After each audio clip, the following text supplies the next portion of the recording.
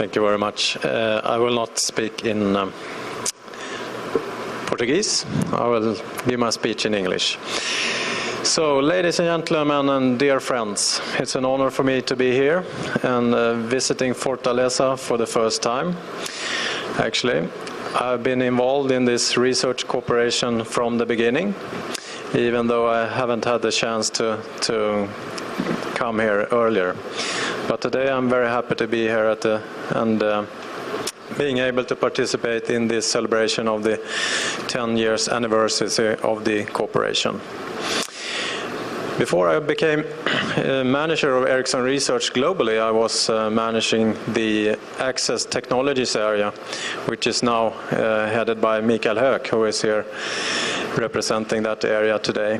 And already from the beginning, or as I see it now, really, I am very pleased to see that we have been successful in that particular area, which I will come back to, and the reasons behind that.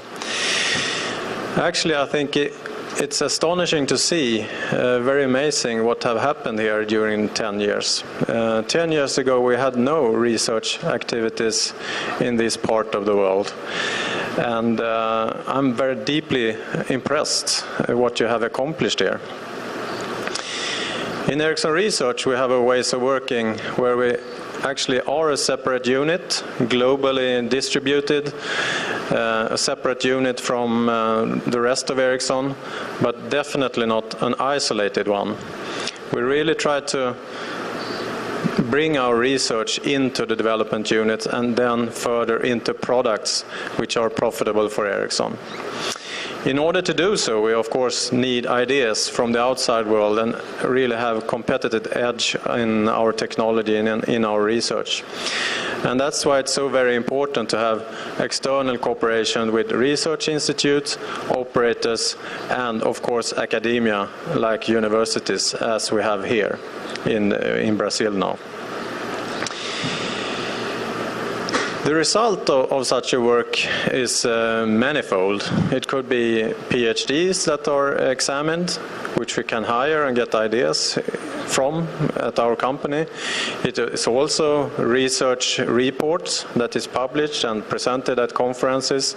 And we can also have mutual work together in joint projects, as well as hosting internships at Ericsson.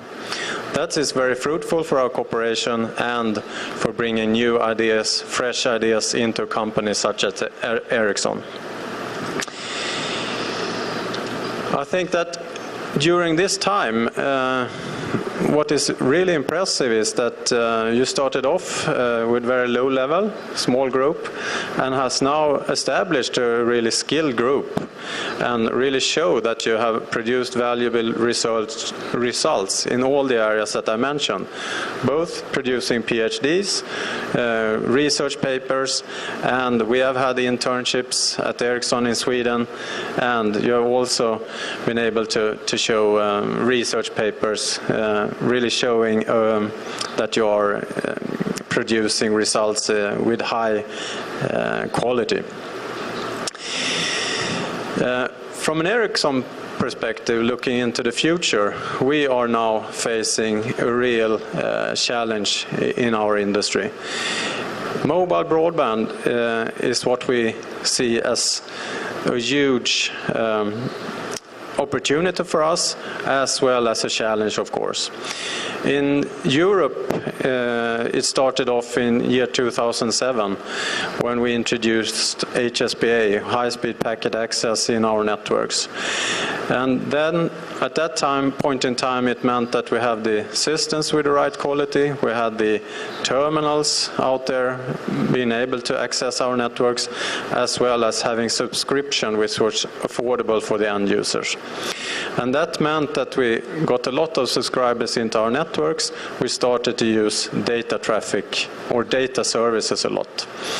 And what I've learned today, there is actually great challenges and opportunities also here in Brazil going forward, where we can foresee that a lot of people will be able to use mobile broadband in the future. And that, of course, puts a lot of demands and requirements on the performance of our networks to really cater for all the subscribers as well as the increased amount of data.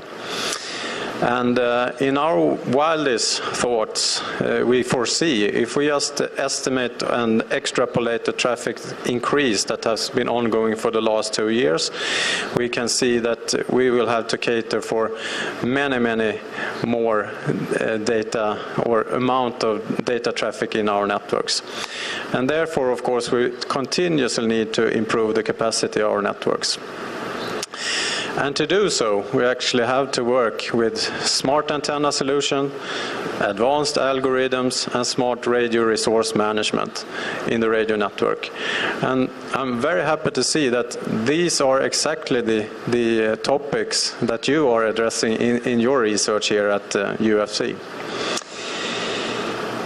And that means that our joint work and your efforts that you are putting into these topics will be very valuable for our industry in one way or another. So, to summarize, I think that the previous 10 years have shown very good capabilities of building up this research group in Brazil. You have produced a lot of results valuable for us and our industry. And despite the long distance from Sweden to Brazil, I think that we have managed to operate this in a very good way. And as I mentioned, you are focusing on the right areas and in the right direction. So I think that looks very prosperous for the future. So, many thanks from Ericsson and Ericsson Research for this fruitful cooperation that we have had for the previous 10 years. And I'm very much looking forward for the next 10 years to come. Thank you very much.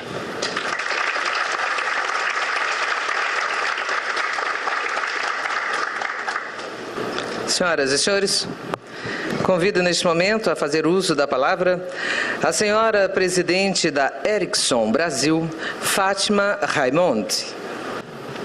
Magnífico reitor da Universidade Federal do Ceará, professor Gesualdo Pereira Farias, senhoras e senhores, muito bom dia. É com grande satisfação que estamos aqui hoje para comemorar 10 anos de existência do GTEL e comemorar os 10 anos de cooperação entre o GTEL e a Ericsson. O GTEL é hoje referência no desenvolvimento de novas tecnologias de comunicação sem fio e o trabalho realizado por esse grupo na área de telecomunicações é extremamente relevante. A Ericsson, que tem telecomunicações no seu DNA, se sente orgulhosa de estar conectada a esta instituição e mantém um constante programa de investimentos que vão desde infraestrutura básica à aposta no desenvolvimento de novos pesquisadores. Durante esses 10 anos, estudantes da Universidade do Ceará receberam bolsas de estudo para mestrado e doutorado, houve expansão física do laboratório para melhor acomodação dos